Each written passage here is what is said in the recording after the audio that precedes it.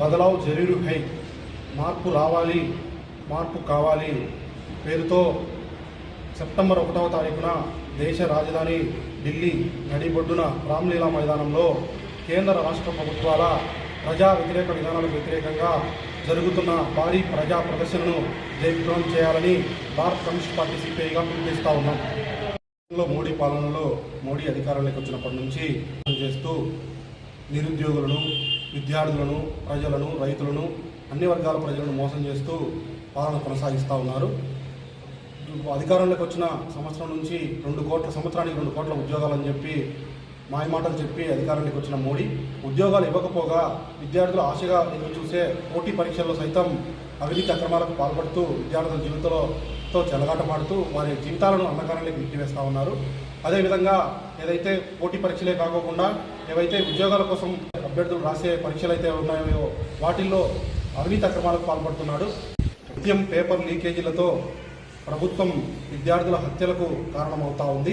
మోడీ ప్రభుత్వం రైతు వ్యతిరేక నల్ల చట్టాల దగ్గర నుంచి కార్మిక వ్యతిరేక లేబర్ కోడ్ల దాకా ప్రజా వ్యతిరేక విధానాలను అవలంబిస్తూ ప్రజల సంపదని కార్పొరేట్ కంపెనీలకు కట్టబెడుతూ వారి సేవలో తరించిపోతూ ఉంది.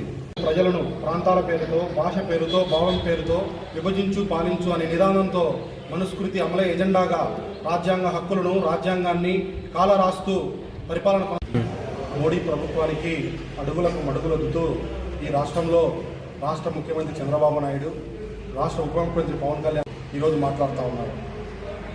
మోడీ దేశంలోని యువత ట్రోల్ చేస్తే వారి కళ్ళల్లో కన్నీళ్లు తిరుగుతున్నాయంట.